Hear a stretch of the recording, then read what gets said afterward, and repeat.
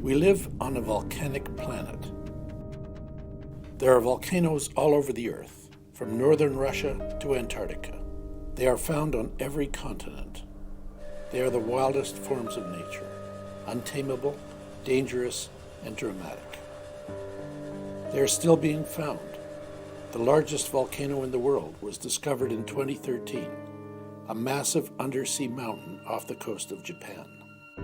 It's not the largest we know of. That would be Mons Olympus on Mars. Nor is it the largest ever on Earth. That was likely an Indonesian volcano that 70,000 years ago almost wiped out mankind, leaving less than 1,000 breeding pairs of humans to continue our race. The biggest is yet to come. The Yellowstone supervolcano erupts every 600,000 years. The last eruption was 648,000 years ago, so it's now long overdue. When it erupts, it will likely be the largest natural explosion in the history of the Earth, equivalent to about 1,000 nuclear bombs, or a 1-kilometer asteroid hitting the Earth. It will drop world temperatures by 10 to 20 degrees and will eventually likely trigger the end of civilization.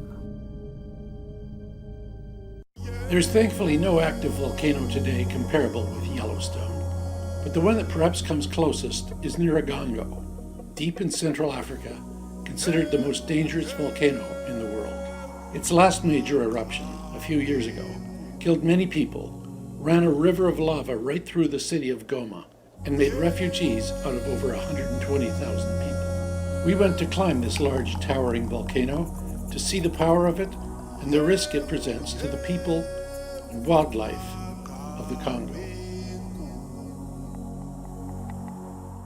It's a long way to get there, flying first to London, England, then to Addis Ababa, Ethiopia, then to Kigali, Rwanda, then by land across Rwanda, crossing the border into the Congo. The sprawling, rough-scrabble town of Goma is our last stop before base camp. To put it mildly, Goma is not Geneva. How poor is the eastern Congo? In Goma, they make their own bicycles out of wood. And when I start handing out Congolese francs to my photographic subjects, it almost causes a riot. That's me in green, besieged by this mob of urchins. Above the crazy street scenes of Goma lurks smoking Nyiragongo volcano. In 2002, it had a major eruption that sent a river of lava right through the city of Goma. The disaster brought more hardship to a city that has suffered war and poverty for decades. We met with Jacques Derieux, a French scientist who's been studying the volcano for 30 years. During the last eruption in 2002, we have been extremely lucky because the lava flows through that detent of the city were moving at a speed between 5 and 8 kilometers per hour, allowing the people to run away. If we do have in the city lava flows at a speed between, 20 to 40 kilometers per hour, it will be a huge catastrophe. That eruption just occurred after 11 years of war. And the volcano was more impressive to the people than the 11 years of war. In 2002, the lava flowed so fast that cars and trucks were engulfed before they could be moved. And they're still there today, a permanent reminder of the power and unpredictability of an active volcano. See the boy peeking out from the back of that rusted truck? Hard to believe it, but that's his home now. If Nyiragongo blows its stack again, who knows what will happen to this shanty town and the people who live in it. We prepared to climb to see the state of the volcano today. So we're here now, and I'm told we will go up to the coulee and then up to the fracture. And so we began the 6-hour trek, straight up the steep volcano. Our Congolese porters were incredible. This is a challenging climb. And these guys do it carrying everything from heavy cans of water to tents to my camera to an AK-47 to protect us with, and do it with speed. Some of them also have pretty amazing stories to tell about their experiences with the volcano. Il y avait trois hommes qui étaient morts dans cette éruption. il y avait beaucoup de maisons qui ont été cassées et brûlées beaucoup, avec des plantes, des haricots, des patates douces, des pommes de terre, des choux, des bananes. Tout s'était brûlé. Wow. I thought it would be interesting to try and get down inside the volcano. Not interesting enough for me personally, you understand, but perhaps interesting enough for one of the geologists traveling with It's us. free. Okay, Pull and it locks. all right. Squeeze and it's free. I'll place the rope pad. Pretty good. What's it like? But eventually he too decided discretion was the better part of valor. It gets pretty tough to take after a while. Not worth going any deeper. Not without an air-conditioned suit. There are lots of holes leading deep into the lava. When the lava flowed through here in 2002, this was actually a rainforest. And you see a lot of these casts from the trees that used to be here. The lava flowed around the trees and then burned the trunks out. So you've got these holes all the way up the path to the summit. Our team continues to trudge up the hill.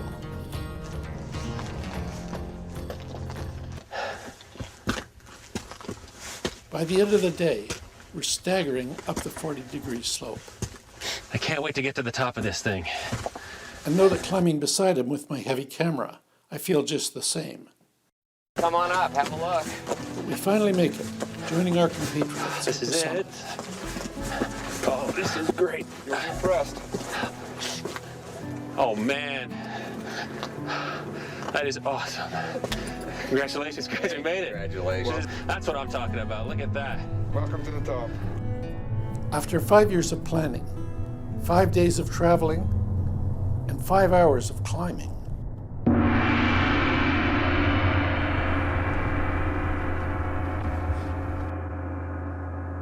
completely socked in by thick clouds and then wicked thunderstorms that lasted for 3 days.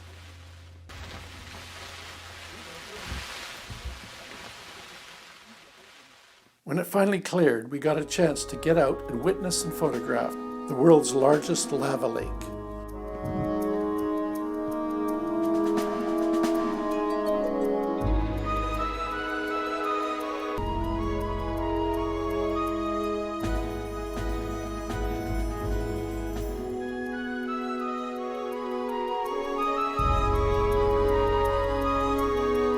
Now we wait for darkness to witness one of the rarest and most spectacular sights on the planet, Mount Nyiragongo.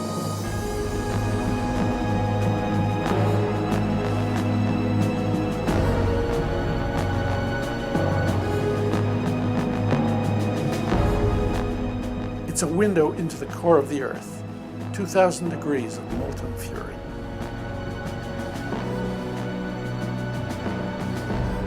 It's an amazing sight and a reassuring one. The boiling cauldron of lava actually means the volcano is comfortably venting off its energy. For now, it seems the 600,000 people of Goma are safe. But who knows what tomorrow will bring to this corner of darkest and hottest Africa.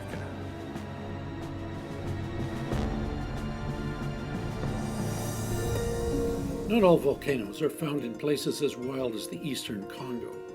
Costa Rica, for instance, is a peaceful tropical paradise with lush rainforests, great waterfalls, and all kinds of opportunities to see and photograph nature in the raw. It's also an adventure playground with thick rainforest, wild rivers, untouched jungles, and especially an array of active volcanoes running from north to south.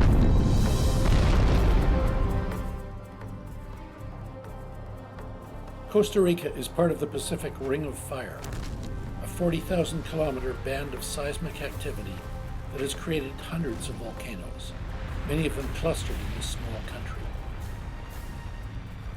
Over the last century, many spectacular eruptions have made Costa Rica a hotbed of volcanic activity. Being in this ring of fire also makes the country prone to earthquakes. The 2009 quake was dramatically captured in the middle of local live news coverage.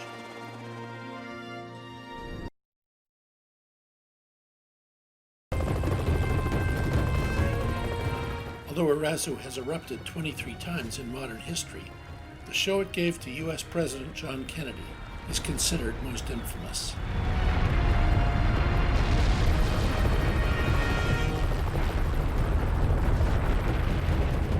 Lasting over 2 years, the volcano dumped a huge amount of ash over central Costa Rica, even covering the runway that Air Force One had to land on.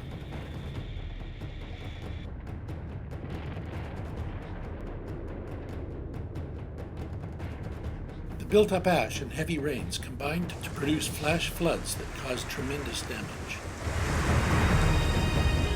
Erazu is now a national park, with thousands of visitors coming each year to see the volcano that did so much damage to their country. Although inactive at the moment, Erazu is developing fissures that indicate it could blow its top any time. The real action, though, is Mount Arenal, Costa Rica's most active volcano, with a well-populated town right below it. Scientists are trying to predict what the big hill might do, and we got a chance to climb up it and look at it with them.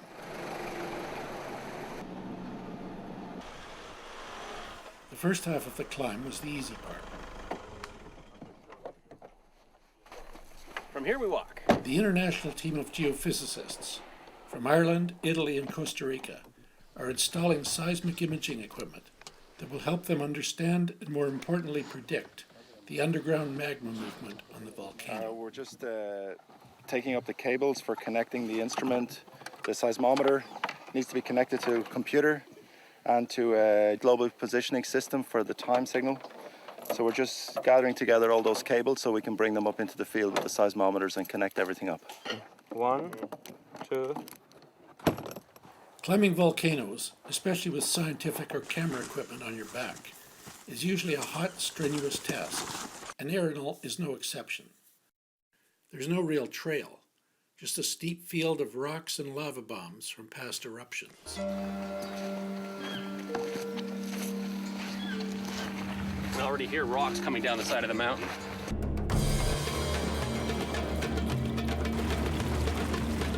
The area we are exploring today is well within striking distance of Arenal's molten hot lava and pyroclastic flow, like this one that killed 2 visitors here in 2000.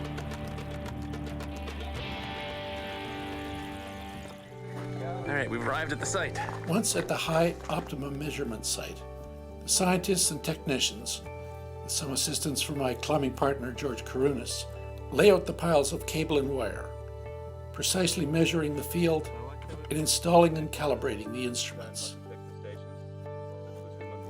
Chris Bean, the leader of the expedition, fills me in on what it's all about. What we're doing is we are trying to understand the nature of the seismic sources on the volcano. All volcanoes make noise, and as seismologists, we put out instruments on the surface of the volcano to record those sounds that the volcano makes, much like a medical cardiograph, except we're looking at acoustic signals rather than electrical signals. And so what we're doing is putting out these instruments to try to understand what those signals are telling us about how fluids are moving in the subsurface in a volcano. Underneath Arenal, and every volcano, is a labyrinth of underground chambers where 1200-degree magma flows. How level it is? Yes. These tests help them understand where the magma is moving and where and when it might erupt. We're putting out 10 instruments in what's called an array, so they're just out in a semicircle, and we're installing those individual seismometers, and each seismometer records ground vibration, so they're continuous, even though we can't feel it here because we're not so sensitive to ground vibration. There are continuous vibrations as we stand here. These instruments are sensitive enough to detect those, and we can use some techniques to turn that information into a knowledge of what the near surface variability of structure of the volcano is. So that's today's job. But Arenal's a serious piece of work, and even seasoned volcanologists get nervous working on this mountain. Well, we're only going to stay here for as short a time as possible, put it that way. You don't like to linger here? I wouldn't linger. I'd say I wouldn't camp overnight at this particular location. I wouldn't linger. I mean, it's nice to be here. It puts an edge on it, but, you know, it can be dangerous as well. So we'll get in and out as quickly as we can. On the other side of the world, the other side of the Ring of Fire, lies Indonesia, with more than 150 sites, one of the most volcanic places on the planet.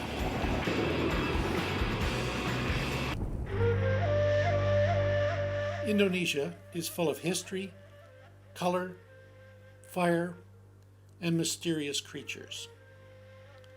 The island archipelago is also home to many of the world's great volcanoes.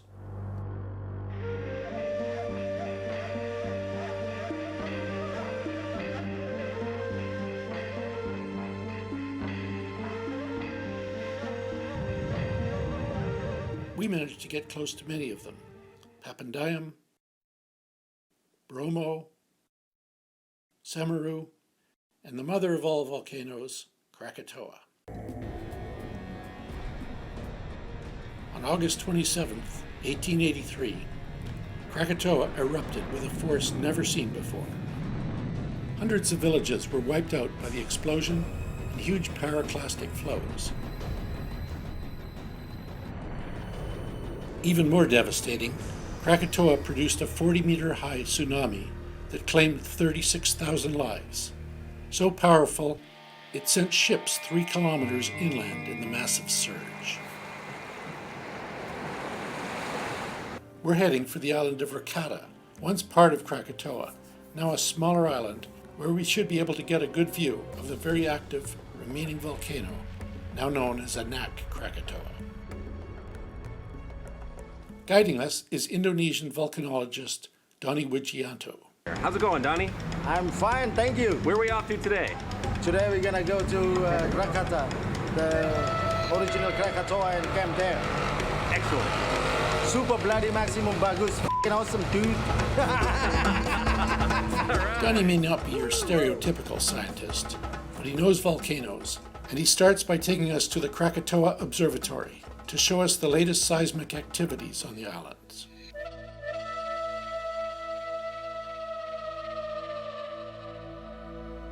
We arrive at the exploding island, just as it is sending a huge ash cloud hundreds of meters in the air.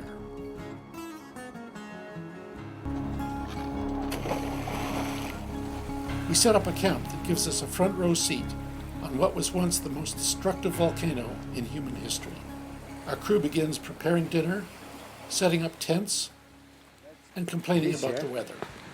Super bloody maximum hot. It is hot, isn't it? Yeah. Not quite as hot as over there on the other island. Yeah, because it's windy on the island. Windy? Yeah. Oh yeah, there's also hot rocks flying out of it.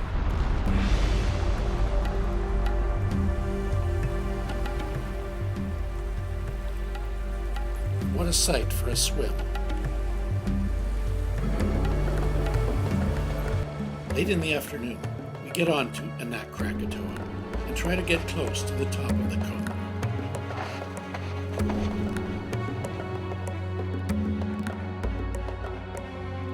This is going to be tough determining how close is safe on this one. I like this mountain. Well, it's starting to get late in the day. The sun's going to be going down soon enough, so it's best to just get off the mountain, go and observe from a safer area, because when it starts getting dark and these things start heading for you, game over, man. Krakatoa, slowly rebuilding itself with these new eruptions, is a fascinating volcano, but not by any means the only one in Indonesia.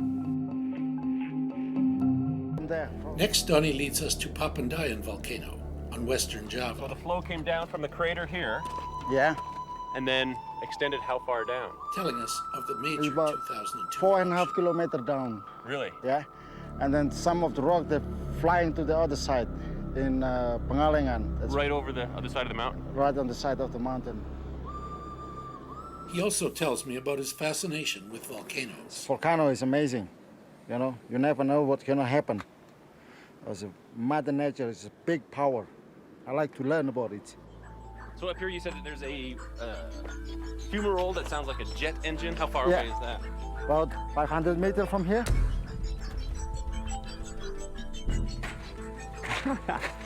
Ooh, and this is steep here, isn't it?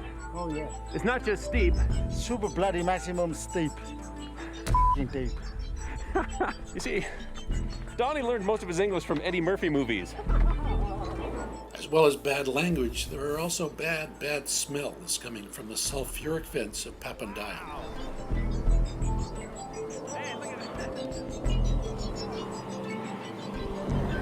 Now that sounds like a rocket engine.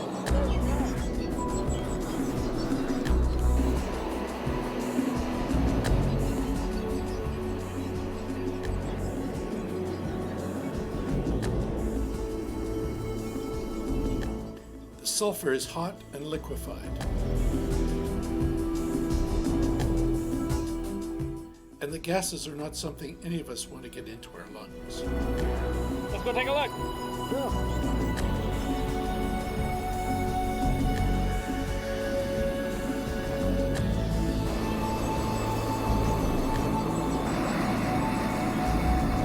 But that's so amazing. There's so much liquid sulfur in that one spot. It's just bubbling away. Inside these vents is a pond of liquid sulfur. And in its liquid form, it's orange. And when it comes up through the gas, it crystallizes and forms these yellow deposits that you see everywhere here. But the gas is so toxic. So toxic that it's not a good idea to try to talk. At the other end of Java is another volcano that has been turned into a real hell on earth. Kawah Ijen is also rich in sulfur deposits that are in this case dug out of the ground by hand and lugged over the mountain by miners working for a pittance. It is back-breaking work done by men with only basic tools, no safety equipment, and no protection. Once they have dug the sulfur from the volcano, they lug loads, some up to 100 kilograms, out of the crater. Yeah.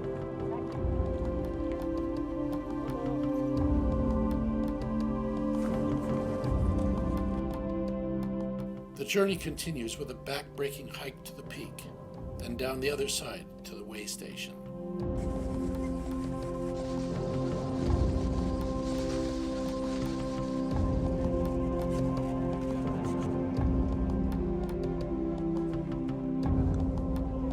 Each miner makes this grueling trip twice a day.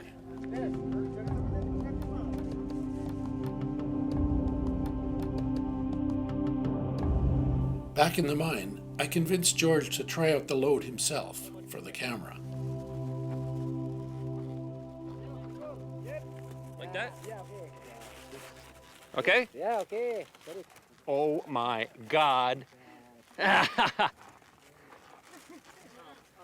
Oh. Yes, it's as heavy as it looks. Wow. Wow. Strong. Super strong. These guys are supermen. I don't know how they do it. And then it's not just a matter of walking 10 feet. Oh no. They have to go all the way up there to the top of the crater. 4 kilometers. And it's not flat. It is steep, rugged, volcanic terrain. Wow. Now that we've seen the strength of the Indonesians, we hire another 20 of them to help us get to the top of one of Java's highest, most active, and most dangerous volcanoes, Mount Semeru. Looks pretty far. It's a long 2-day hike that starts pretty flat and increasingly becomes steeper and steeper.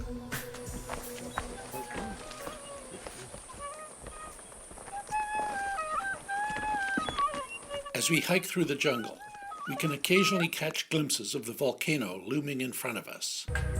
It's a long, hot, tough climb just to get to the base of the remote volcano. But the reality of volcano exploration is, if you want to see the good eruptions, you've got to work for it. I don't know how these guys do this every day.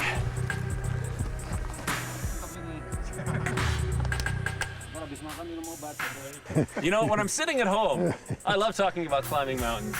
But when you're halfway up the side of one, it's amazing how the opinions change. This is one intimidating volcano. The idea today is to get to the base of the cone, and then when you look and you see the cone and realize that's what I have to climb tomorrow. There are a number of things that make Semeru a particularly difficult volcano to climb.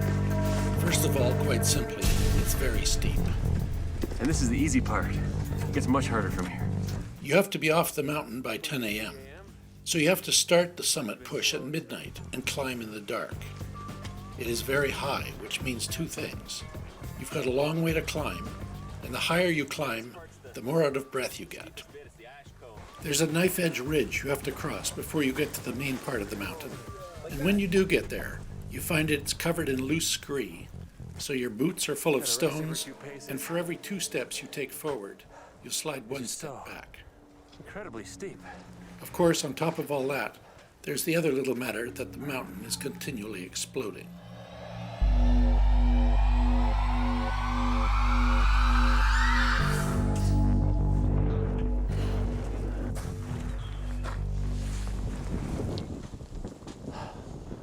Almost to the top.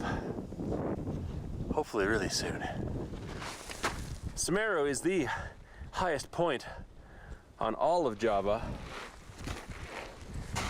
It's over 3,670 meters high. And pretty soon, I'm gonna be on the top of it. Hopefully. If I don't die between now and then. At 5:30, the sun makes its first appearance. In the thin air, the sunrise provides a good excuse to stop climbing, try and catch one's breath, and admire the view. Wow, beautiful. Gotta keep going. Oh, the glorious last few steps. Summit! I'm never gonna do it again. The same as I said last time. Never do it again. Funny, I was saying the same thing to myself. Ignoring the danger signs, we head for the action. And we get it. Maybe a bit too close, so we retreat a little to wait for a big eruption. And Semeru doesn't disappoint. Oh, there we go. Oh, big one. Look at that. Wow. Ah, billowing up huge dark clouds of ash. Oh, and rocks. Look at the impacts. Wow. Now that was worth the trek up here. Perfect conditions, blue sky, very active mountain. You've seen a lot of my climbing partner, George Karunas, here, and you might start to think that I'm almost married to him. I'm not. You're not. Michelle Schubert is. And that's because I helped convince him to ask her to marry me. Yes. Oh my God.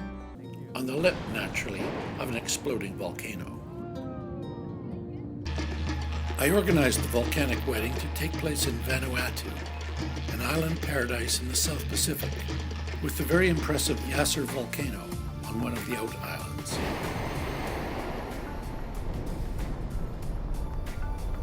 Nice. Real nice. Big ash cloud. Yasser volcano. One of the most active volcanoes in the world. So we set out to explore it, and the two of us set out ropes so that I can film George descending toward the crater.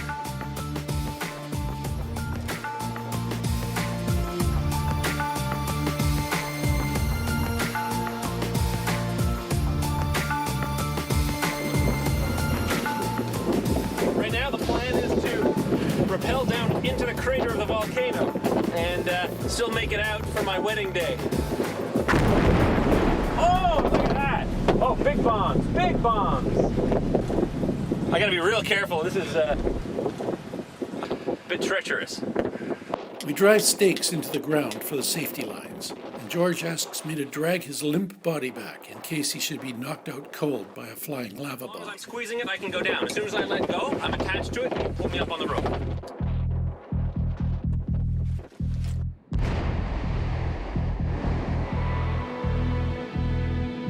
I filmed George's last-minute dressing into a full fireproof suit.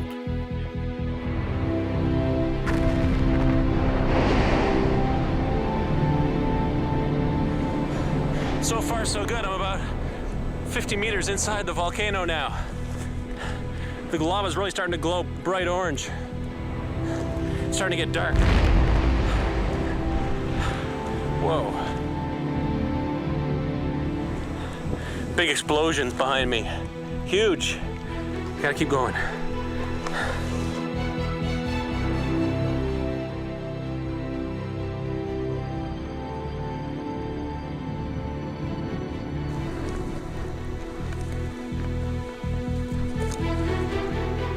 Okay, I'm 60 meters down into the volcano, and this is as far as I can go safely because I'm at the end of my rope. As a safety precaution, I don't want to go any further.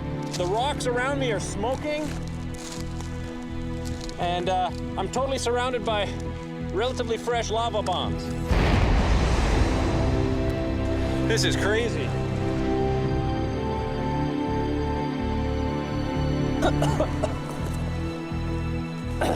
Okay, I'm getting blasted with sulfur dioxide now. I'm gonna put my mask on.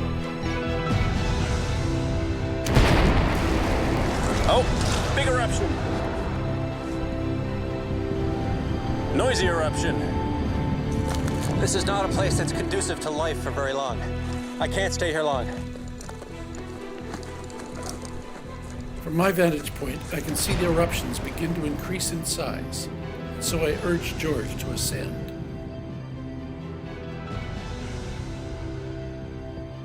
At that point, though, George spies a huge bomb that has landed behind him and determines to get it.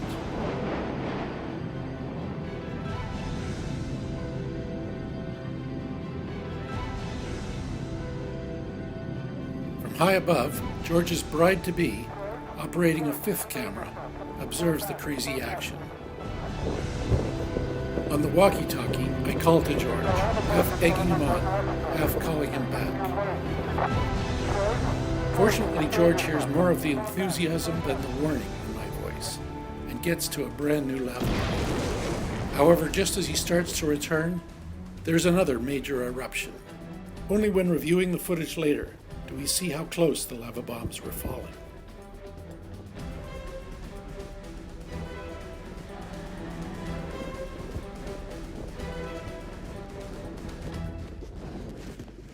It's hot.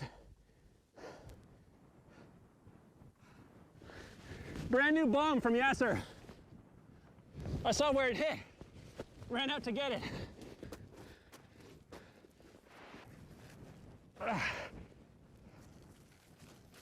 Woo! Whoa. Look at that. Still glowing. Feel the heat coming off of this. But spying his fiancée watching from the top of the hill, George remembers why he came to Vanuatu. All right, here I come. I think I've pushed my luck enough today.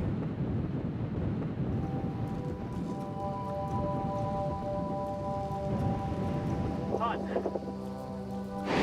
All right. Enough messing around.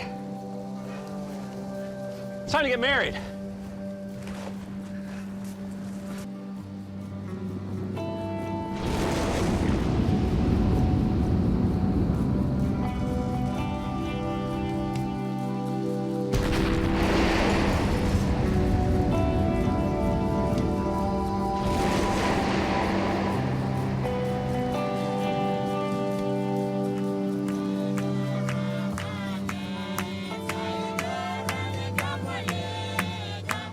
The night before the wedding, we celebrate with members of the John Frum Group, the strange cargo cult that worships a mythical U.S. Marine they believe will be their Messiah.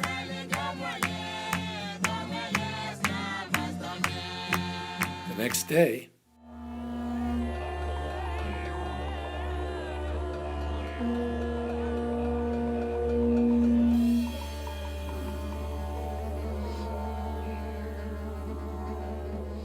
Thank you for coming all the way from Vanuatu to get married. So I'd just like to welcome you and say thank you for coming this far. as Pastor Isaac leads them through the ceremony, You have the to volcano gives made a vow some spectacular in the eruptions. presence of the Almighty God that you promise to take this woman as your wife. I promise to take this woman, To care and to support her to care and to support her in good times and in bad times, so happy of the many years that we've had, and I look forward to many, many more sharing our lives together. You may now slip the ring into the bride's finger.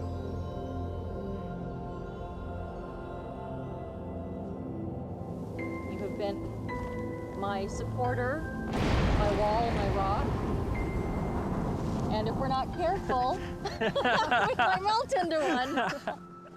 I have this great honor to pronounce you husband and wife.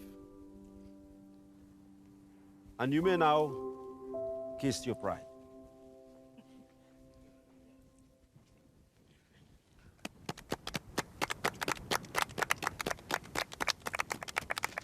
Let's ask the band to give a little song to finish off this ceremony.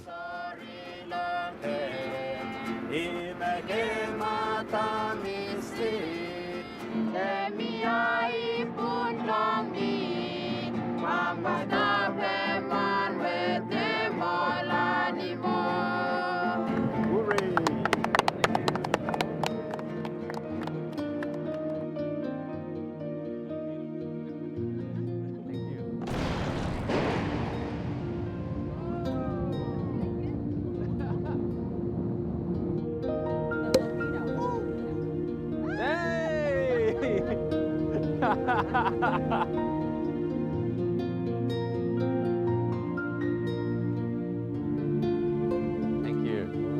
Thank you.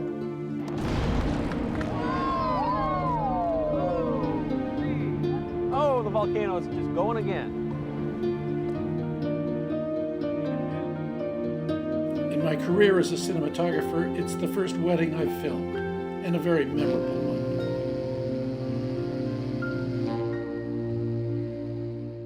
But for the moment, I've lost my climbing partner. With George and his new bride off on a honeymoon, shark diving in the Bahamas, I decide to head to Guatemala, one of the most volcanically active countries in the Americas, to see the volcanoes there. This time, I have a new group of climbing companions, 13 young'uns, all of them under the age of 27.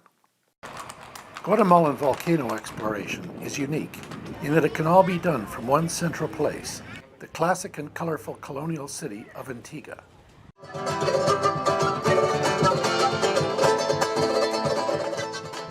Antigua was the capital of Guatemala in the colonial era, but was twice destroyed by earthquakes. It has been restored today into one of the most pleasant towns in Central America, though it is still threatened by underground action.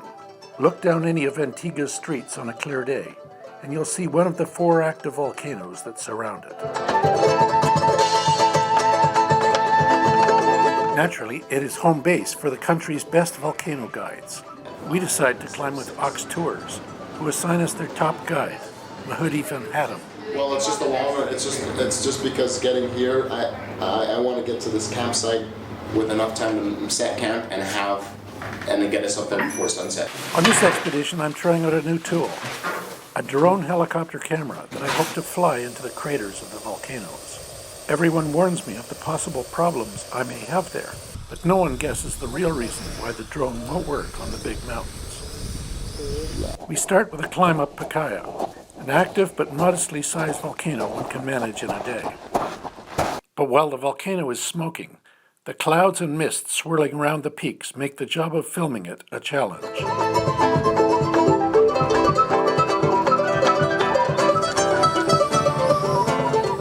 However, we do get the drone in the air and out into the first of Pacaya's craters, where it shoots some video.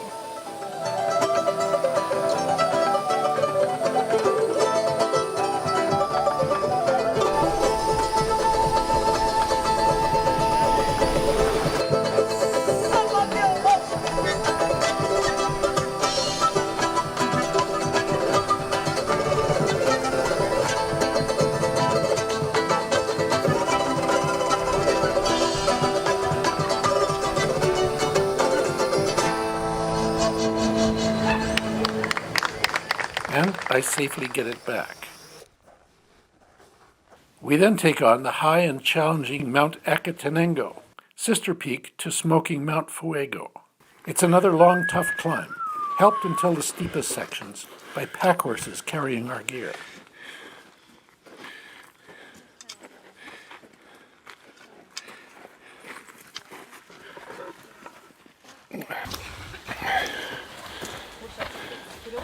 This is a bit of a killer climb.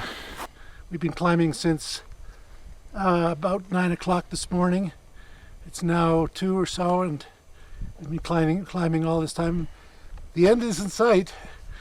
We got people spread all over the last quarter of the mountain here. There's a girl behind that's not feeling well, and hope she doesn't drag the back end down. We got about 3 people ahead of us, and we're here. Not too far to go. Back there we got Mount Agua, a beautiful looking stratovolcano. It's apparently dangerous to climb for banditry in the lake, so it isn't often climbed. But it is a perfect looking volcano. It looks as nice as Mount Fuji in Japan, doesn't it? It's a really perfect volcano. Looks like it's got some kind of a TV tower or something on the top of it. And where are we above it?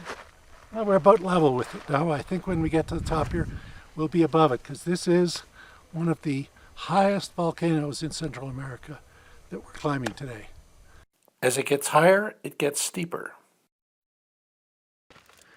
My daughter Brianna, handling second camera, is one of the first to the top. 20 minutes later, I join her at the peak. We're here at the top. Oh, this is it. This is the summit. Great. And I can see smoke coming off Fuego over there. So it was time to set up the drone camera and send it over into the crater.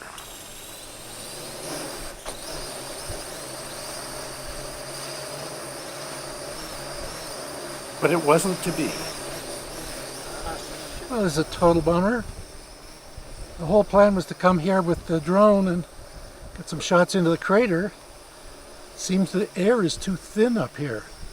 It doesn't have enough strength. The battery power doesn't work fine lower down, worked fine on Pacaya, but up here in this thin air, it just doesn't have the oomph to get it up in the air and control it, so you can't get any height out of it. What a pity.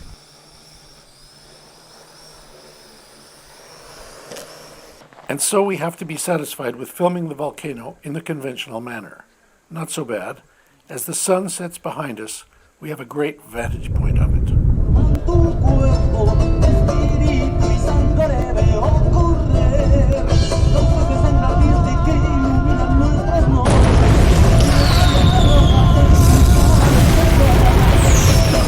The explosions induce great enthusiasm from my youthful climbing companions.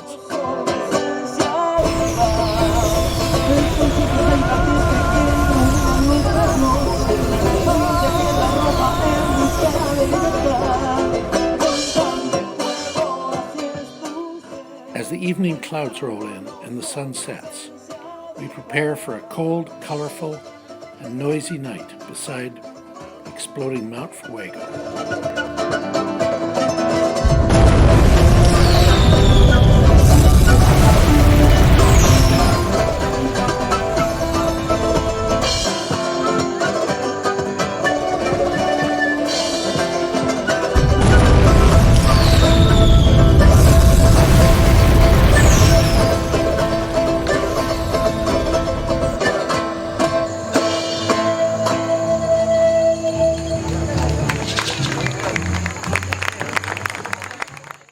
Perhaps the most famous volcano in history, Mount Vesuvius in southern Italy, exploded on April 24th, 79 AD, completely covering the major city of Pompeii with ash and lava.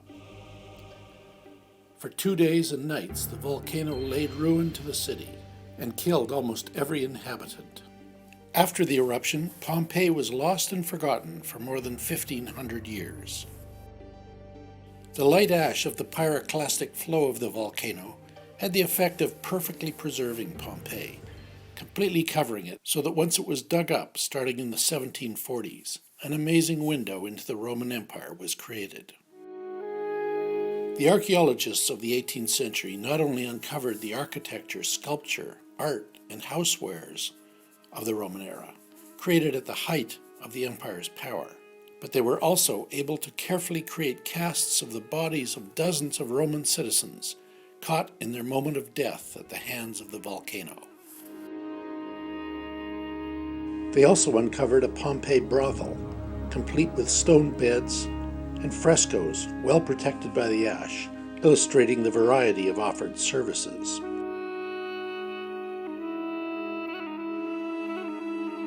For those of us who like to explore active volcanoes, it is sobering to see how these dangerous forces of nature can wipe out the lives and industry of people in an instant.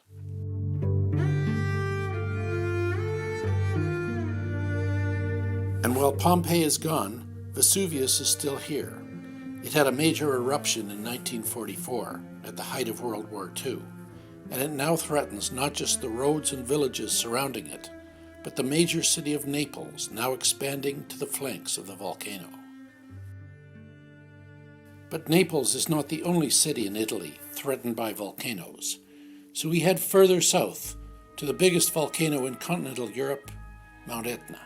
We meet with one of the world's leading experts on the volcano, Professor Carmelo Ferlito. It is. Actually, Etna is known for being an effusive volcano, so for giving rise to mostly effusive eruptions, meaning eruptions with lava flow. Ferlito shows us some of the images shot of Etna in its many recent eruptions. Here, this flow, there's a pit crater.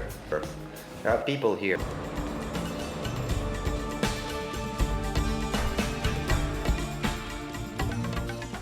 One of the most active volcanoes in the world, Etna is in a state of almost constant activity, known for large lava flows and major damaging eruptions.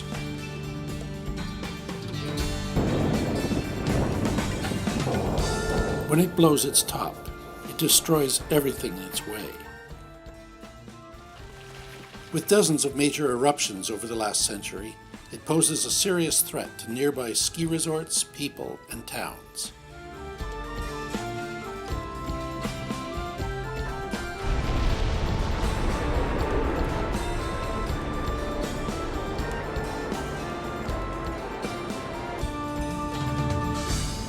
Headed out to see the volcano, but at this time of year, Etna is not really interested in greeting visitors.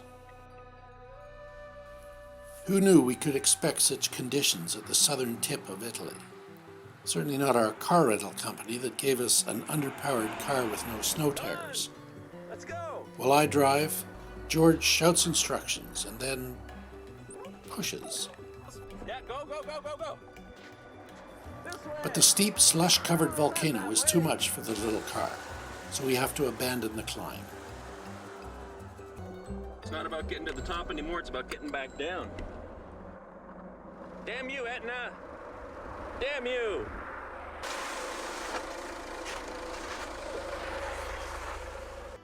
It is disappointing for us, but we have a very promising alternative to tackle.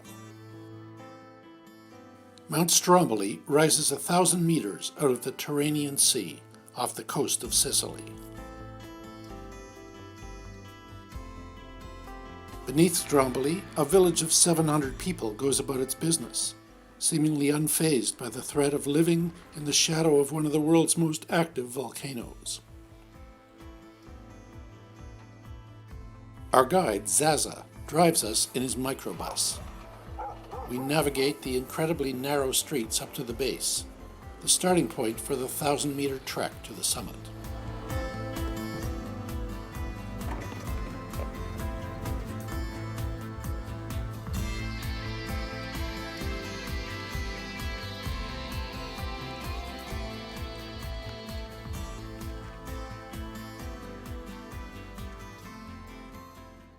The caution sign tells us to beware, do not trespass this limit. Risk of landslide and volcanic eruption, which is pretty much what we came for. So, undaunted, we keep trekking up the hill.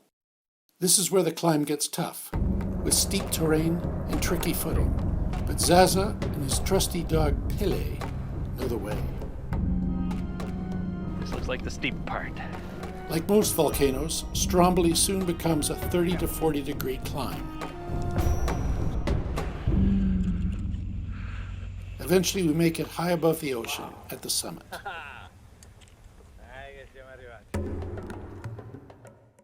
As the sun sets over Stromboli, I begin to find camera positions for the evening light show. This is a good spot over here.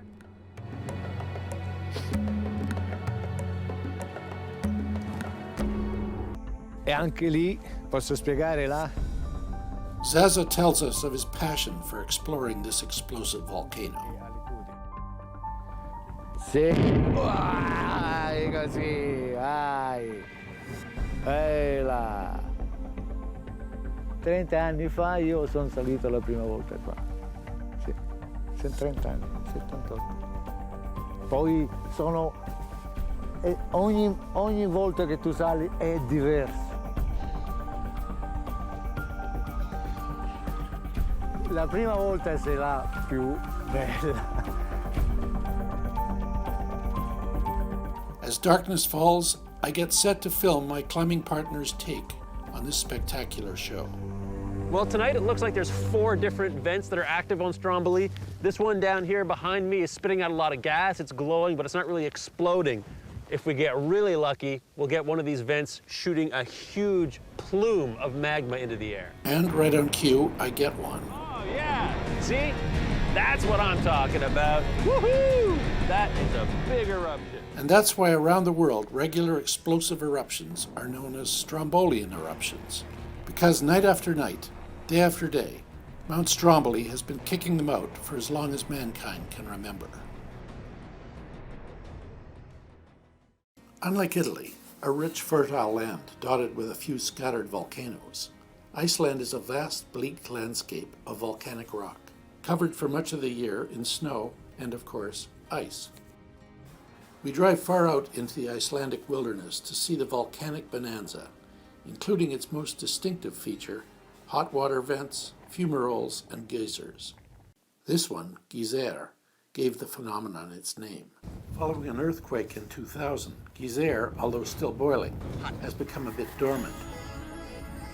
Nearby it, though, is Stroker, which erupts regularly.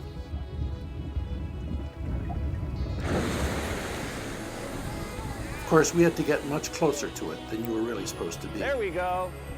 I cannot recommend anyone getting this close to a geyser because it's very, very dangerous. I've been watching it and timing it.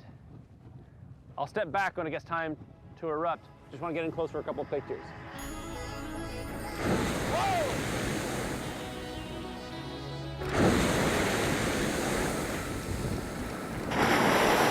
Warmed by the eruptions of boiling water, we head across the frozen landscape for a short sea passage across a rough stretch of the North Atlantic to take us to the offshore island of Jaime. There are a number of possible impediments to exploring volcanoes. Add seasickness to the list. We begin driving across the windswept tiny island, where in the middle of the night, on January 23, 1973, the Earth exploded. At 2 a.m., completely without warning, the dormant Eldfell volcano violently erupted. A 3-kilometer fissure in the earth opened up and outpoured red-hot lava, flowing at the speed of 199 cubic meters per second, threatening the people, buildings, and livestock of the island. Amazingly calm and well-organized, the people, led by emergency services, mobilized within minutes to mount the largest air-sea evacuation in Icelandic history. 5,000 people were transported off the island within hours. The flowing lava and tons of volcanic ash began burying the town.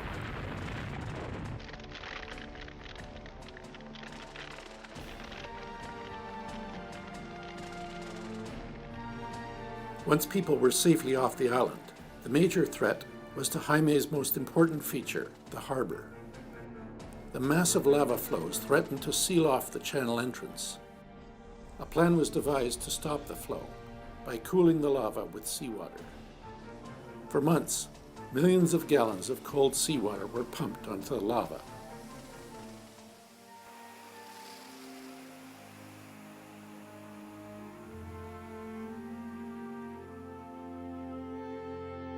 Eventually, the Icelanders stopped the flow, and Jaime thrives today, 25% larger than before. As we head up to explore the top of the volcano, we run into the remnants of some Icelandic weather.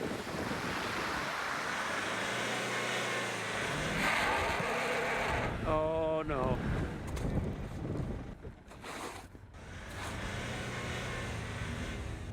Okay, the car has sort of bottomed out. So we abandon the van for now and head up to the crater on foot, a crater that was only a short time ago an inferno. Not long ago, over 1,000 degrees. Today it is covered with wind-scoured ice and crusty snow. Woo! Here's the crater of the volcano. This is the source of all the lava that flowed into town. It's so unbelievably windy right now. Today the big danger is getting blown off the mountain. And if George is having trouble standing upright, imagine the issues I'm having with the camera and tripod. It really is like hell on earth, another planet entirely.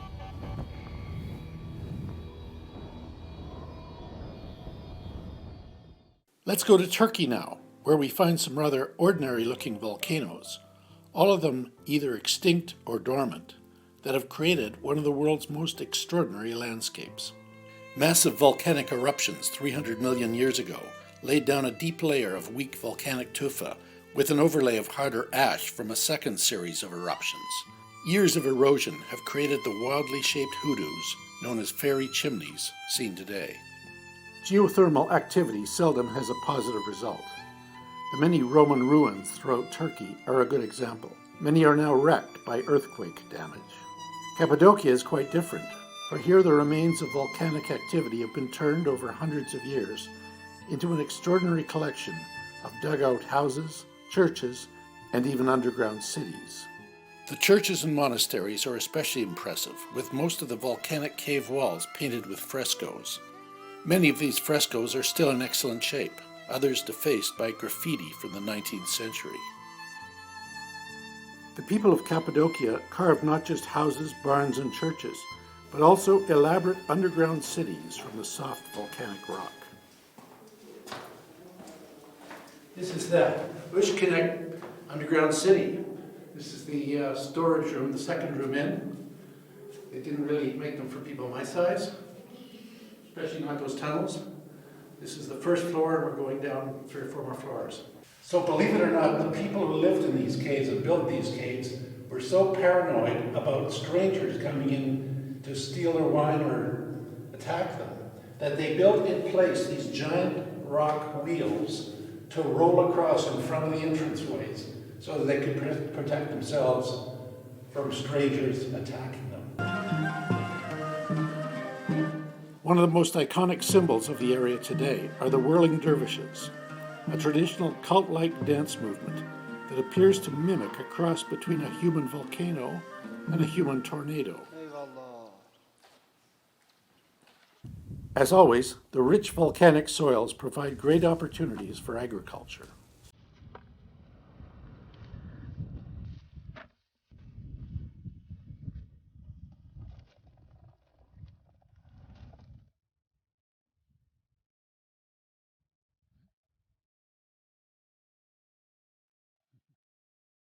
Thank you. The grape pickers were willing to share their rich harvest bounty with me. But like a lot of photographic subjects, eventually began to wonder how many shots I needed to take of them. Aşık mı oldu yoksa bana? Allah'ım ya Rabbim.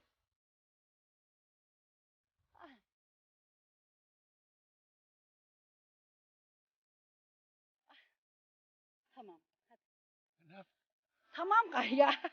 Undeterred, I head into town to film their sisters boiling down the grapes over a wood fire into jam. Today, people are finding all kinds of new opportunities to mine a living from the volcanic landscape. Omer Tusum turned a collection of ancient cave dwellings into the extraordinary museum hotel. This is the first concept, and then first luxury concept in the area.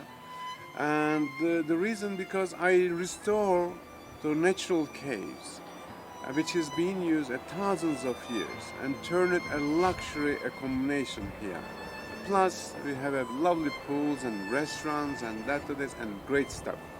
And then lovely clients. You may be in a cave in this hotel, but it is the most elegantly appointed cave in the world.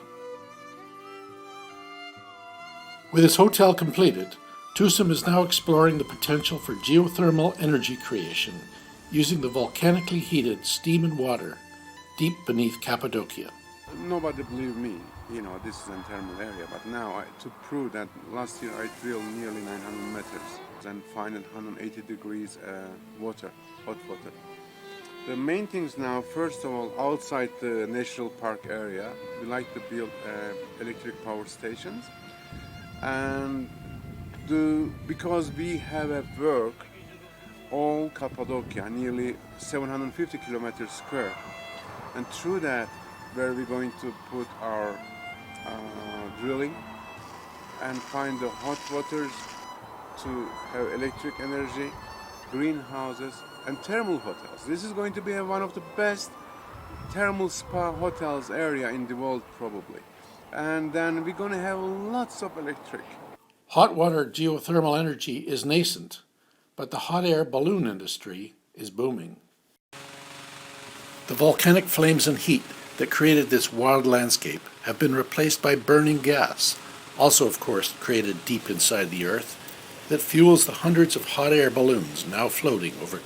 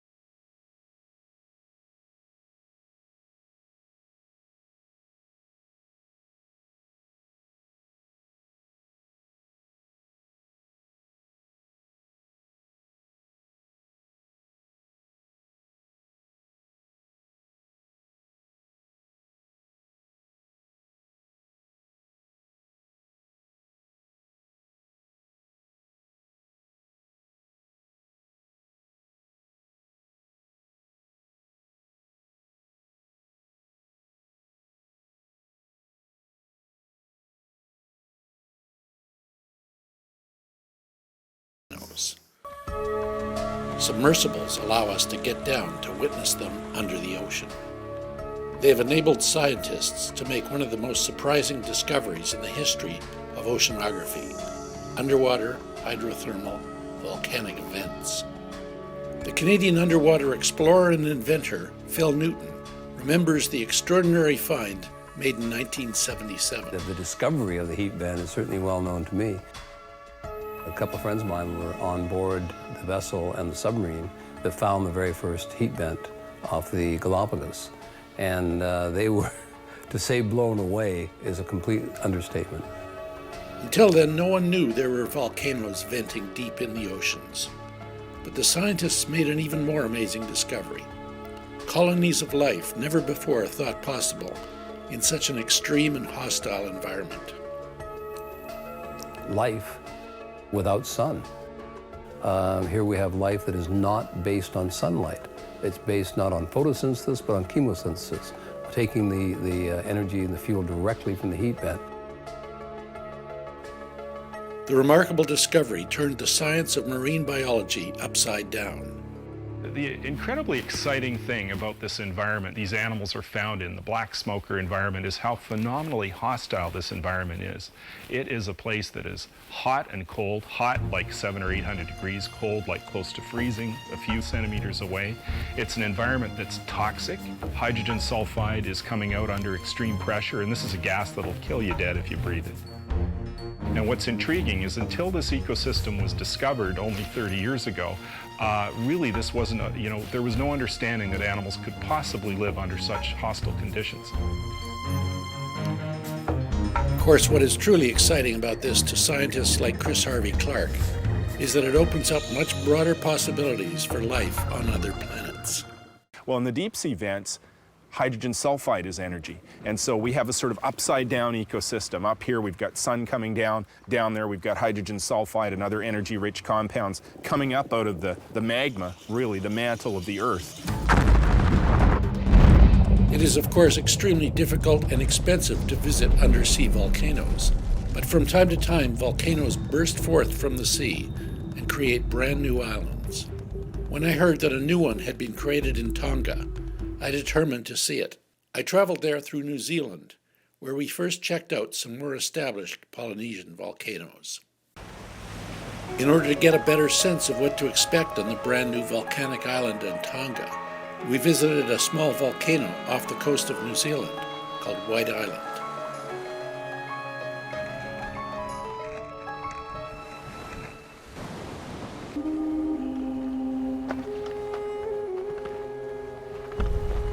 This rugged island is brimming with gas vents, fumaroles, and giant mud pools. White Island is one of the most active volcanic sites in New Zealand, and the energy is vented with astonishing power. This is one of the most intense fumaroles I've ever seen, and we wanted to get in closer to it. Our guide has a sense of how close one can get to it. Pretty much as far as we can really go. Oh, really? Can't get a little closer? You can, but you can go by yourself. If it does. You can go. You can go in by yourself. Meaning, I'm not going the hell up there. All right, well, I'll go to the end of the sulfurous rocks here. Yep. And just if that steam does turn, put on your gas mask because it's. Oh, I'll put on my gas mask now just in case. Yep. Taking each step very carefully. The terrain here at the White Island volcano gives clues as to what the new Tongan volcano may look like. The cracks in the ground give a sense of how unstable the land is. The power of the steam pouring out of the ground is enormous. I'd love to get a bit closer, but the ground all around this fumarole is all very soft and very unstable.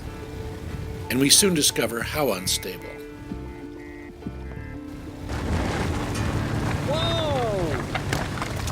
Oh man, part of the crater wall just broke away. While we filmed the fumarole, there was a little seismic shift and a landslide of rocks fell down this cliff.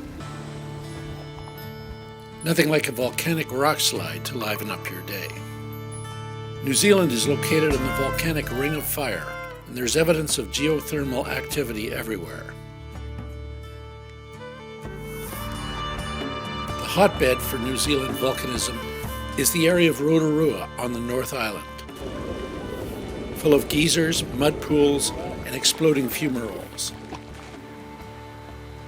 They even cook their food here from the intense heat that flows from the earth. The most spectacular piece of New Zealand volcanism is the Paiutu Geyser. Paiutu means explosion in Maori, and that's what it does. About 20 times a day, blasting boiling hot water over 35 meters into the air. From New Zealand, we fly north to Tonga to board the fishing boat that will take us out to the new island and try to figure out how we will actually get on to this somewhat forbidding piece of land. We'll see how the thing goes. They said because it's in the open ocean, boat can go there, but it's sometimes it just the swells. Yes. Let's go up. So we're gonna get a kayak up here as well. So we do all sorts of things, whatever any other way we can find, we get ashore. If I have to swim, Yeah, fine, sure. then it's an option.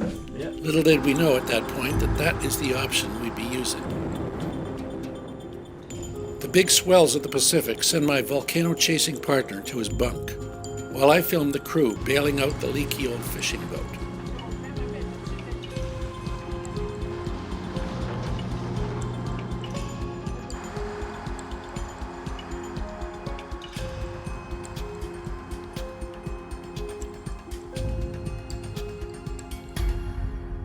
As the long, bumpy voyage drags on, George has even bigger problems.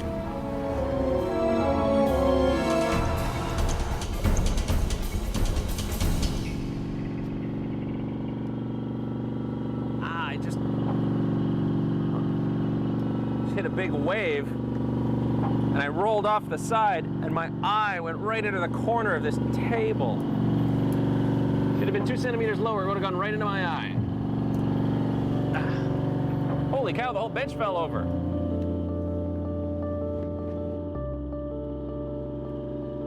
We administer some first aid with the island finally in sight.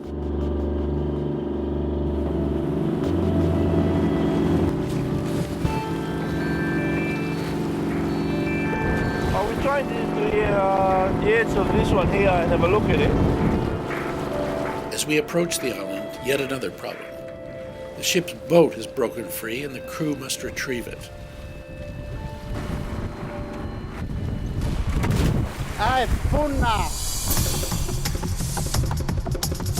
Finally, we get it back, get aboard, and with the usual difficulty, get the motor started.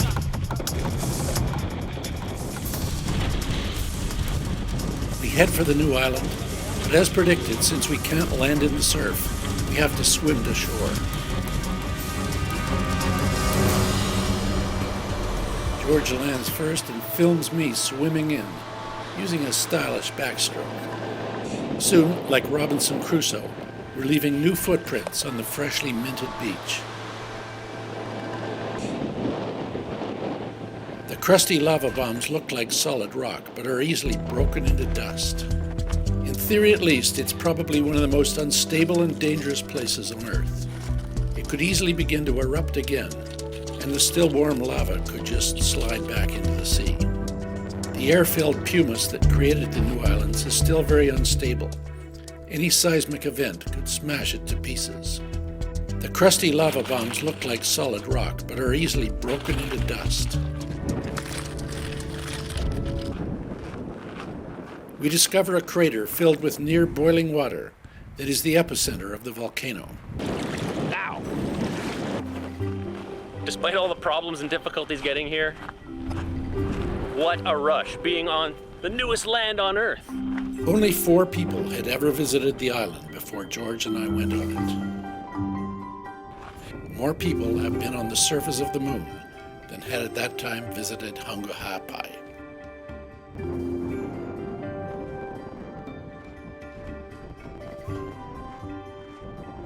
As a volcano to visit, I can't really recommend Hunga Ha'apai. It's almost as inaccessible as the spectacular but famously difficult to see volcanoes of Kamchatka in eastern Russia. No, if you want spectacular volcanoes, fairly safe and easy to visit, the place to go is the big island of Hawaii. In fact, the 2 largest ones, Mauna Kea and Mauna Loa, you can drive to the top of. They're a long way up, so be prepared for the effects of high altitude. In fact, measured from its base at the bottom of the ocean, Mauna Kea is 33,000 feet high, much higher than Mount Everest. Both Mauna Kea and Mauna Loa are scientific observatories, picked for their high altitudes and clear air. Telescopes peer into the heavens, while an array of instruments monitor conditions here on Earth. Mauna Loa, the largest volcano on Earth, erupted most recently in 1984. Since the million-year-old Mauna Kea is dormant, the explosive dangers there are non-existent. However, there is considerable protest and controversy over the use of what are considered sacred volcano peaks for this secular purpose. When it is flowing, which it's been doing for the last 30 years, Kilauea is quite possibly the most spectacular volcano in the world. And you can see it by helicopter. We take to the air, hoping to get a unique perspective on some moving lava.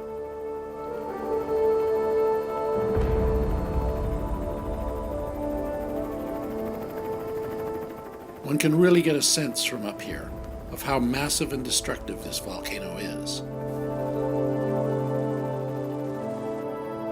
Kilauea is a shield volcano. Rather than creating a cone like a more typical stratovolcano, the very viscous lava of Kilauea spreads over a wide area.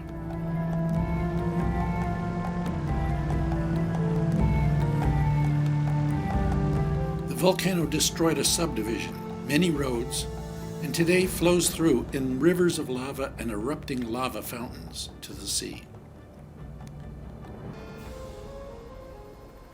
But the only way to get close to Kilauea is by walking.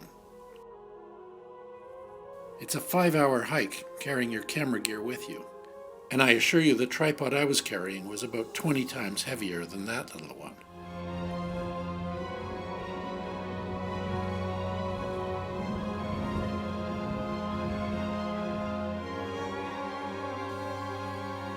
You can see from the distant smoke plumes how far we still have to go. It is well worth the long walk when you get to the spot where the hot lava enters the Pacific, and even better once darkness falls.